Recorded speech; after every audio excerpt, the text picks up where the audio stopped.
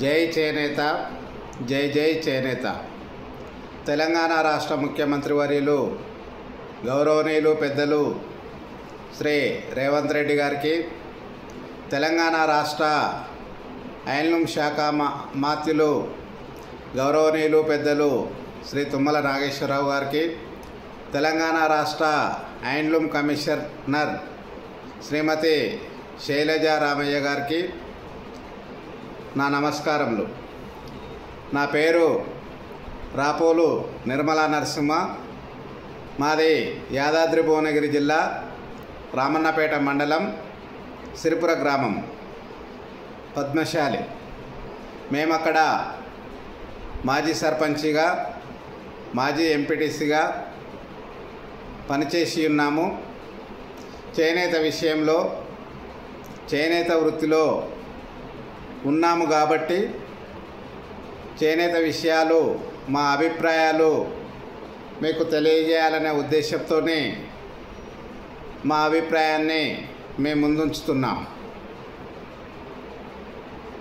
చేనేత వృత్తిలో ఉన్న వారందరికీ జియో ట్యాగ్ నెంబర్లు వేయడం అనేది జరుగుతుంది. కానీ జియో ట్యాగ్ నెంబర్ వృత్తిలో ఉన్న వారి అందరికీ కాకుండా కేవలం ఒక మొగ్గం నేసే అతనికి మరియు అతనికి ఒక హెల్పర్కు అవకాశం ఇస్తున్నారు. దీనివల్ల చేనేత వృత్తిలో ఉన్న చాలామంది చేనేత కార్మికులుగా ప్రభుత్వం దృష్టిలో గుర్తింపు పొందలేకపోతున్నారని తమకు తెలియపరుస్తున్నాము. అసలు వస్త్రాలు ఏ రకంగా తయారవుతాయి? వస్త్రం తయారు కావాలంటే, చేనేత వస్త్రం తయారు కావాలంటే ఎన్ని రకాల పనులు చేయాలి?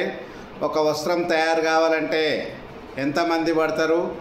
అసలు వస్త్రాలలో ఎన్ని రకాలు ఉంటాయి? వస్త్రాలలో నిలుంబేక డిజైన్స్ ఉంటాయి, నిలువు డిజైన్స్ ఉంటాయి. నిలుంబేక డిజైన్స్ అంటే ఏంటిది? నిలువు డిజైన్స్ అంటే ఏంటిది? నిలువు డిజైన్స్ ఏ రకంగా చేస్తారు? నిలుంబేక డిజైన్స్ ఏ రకంగా చేస్తారని మరి అధికారులకు కూడా అవగాహన ఉంటే బాగుంటుంది. ఎందుకంటే వారికి అవగాహన తక్కువ.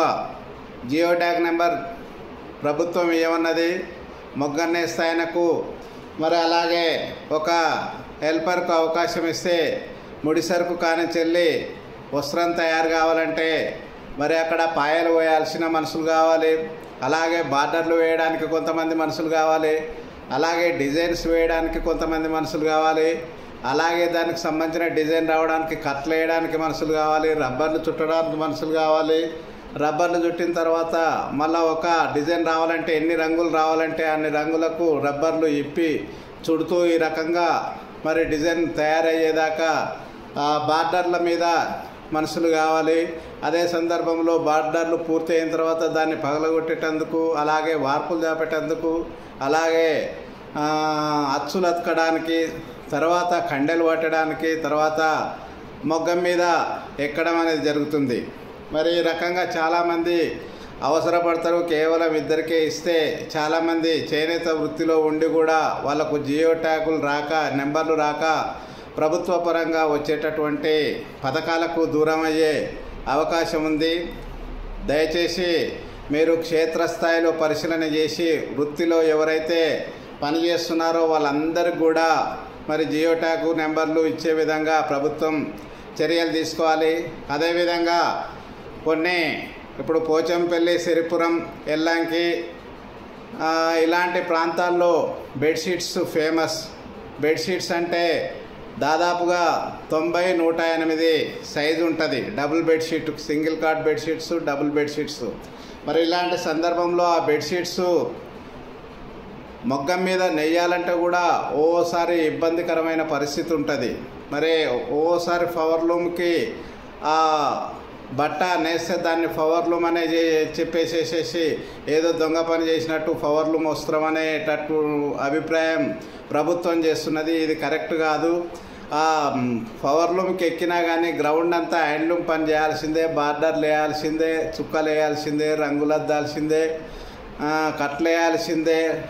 అన్ని రకాల ప్రాసెస్లు చేసిన తర్వాతనే మరి ఆ ఒక్క టెక్నాలజీ వాడుకున్నంత మాత్రాన దాన్ని పవర్లూమ్ అని చెప్పేసేసి అది పవర్లూమ్ వస్త్రం అని చెప్పేసేసి దానికి ముద్ర వేయడం కరెక్ట్ కాదు. పవర్లూమ్ అంటే సాదా బట్టను వేసేసేసి దాని మీద ప్రింట్ కొడితే అది పవర్లూమ్. ప్రింట్కు ఒరిజినల్ చేనేత వస్త్రాలకు చాలా తేడా ఉంటుంది. ఇది తెలిసిన వాళ్ళకే తెలుస్తుంది. ఆ ప్రింట్ కొట్టే వాళ్ళందరినీ కూడా ప్రభుత్వం కఠిన చర్యలు తీసుకోవాలి. చేనేత కళను బ్రతికియాలి. ఎందుకంటే ఇది ఒక అద్భుతమైన కళ, చేనేత కళ. ఈ చేనేత కళ అనేది ఎంత టెక్నాలజీ ఎంత ఏం పెరిగినా కానీ ఈ చేనేత మీద వచ్చిన క్వాలిటీ పవర్ల మీద వచ్చే అవకాశాలు లేవు. ఎందుకంటే చేనేత వస్త్రం కిందికే 2 దిక్కులో కూడా బట్ట సేమ్ ఉంటుంది. ఎందుకంటే అని అనేది ఇట్లా కిందికి మీదికి లేస్తుండాలి. సెంటర్లోకి వెళ్ళి పోగు పోతే అదొక డిజైన్ వస్తుంది. నిలుంబేక డిజైన్స్ అసలు పవర్ల మీద వచ్చే అవకాశం లేనే లేదు, రాకూడదు, రాదది. కేవలం నిలువు డిజైన్లకు సంబంధించినవి కొంతమంది చేస్తారు. అవి కూడా చేనేత వస్త్రాలుగానే గుర్తించాలి. ఆ వస్త్రాలు తయారు చేసేట వాళ్ళందరినీ కూడా చేనేత కార్మికులుగా గుర్తించాలి. ఒక మొగ్గ మీదనే కాకుండా అంటే ఈ చేనేత వృత్తిలో ఉన్న వారందరినీ కూడా చేనేత కార్మికులుగా గుర్తించేసేసేసి వాళ్ళకు జియో ట్యాగ్ నెంబర్లు ఇచ్చేసేసి వాళ్లకు ప్రభుత్వ పరంగా వచ్చేటటువంటి అన్ని పథకాలు కూడా వర్తింపజేయాలని మనవి చేస్తున్నాము. అదే వ్యవసాయానికి చూసుకున్నట్టుంటే నాగలితోనే దున్నుతనే వ్యవసాయం కాదు.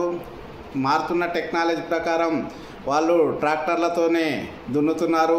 అలాగే వరికోత మిషన్లు పెట్టుకుంటున్నారు. అంత మాత్రాన వ్యవసాయం కాకుండా పోతుందా? అదే రకంగా ఇది కూడా అంతా ఆల్రెడీ చేయాల్సిందే, చేనేత పని చేయాల్సిందే. కేవలం ఆ అనిలేవదనే ఉద్దేశంతోనే మరొక టెక్నాలజీని కొంత వాడితే దానికి ఏదో బదనాం చేసేసి ప్రభుత్వం చిన్న చూపు చూసుడు కరెక్ట్ కాదు. ప్రభుత్వం దీర్ఘంగా ఆలోచన చేయాలి, క్షేత్రస్థాయిలో పరిశీలన చేయాలి. చేనేత వస్త్రాల మీద అధికారులకు కూడా అవగాహన కల్పించాలి. చేనేత కార్మికులందరినీ కూడా వృత్తిలో ఉన్న వారందరికీ కూడా మరి జియో ట్యాగ్ నెంబర్లు వేయాలని కోరుకుంటూ మా అభిప్రాయాన్ని పరిశీలన చేసి చేనేత కార్మికులకు న్యాయం చేయాల్సిందిగా ప్రభుత్వాన్ని మేము మనస్ఫూర్తిగా వేడుకుంటున్నాం.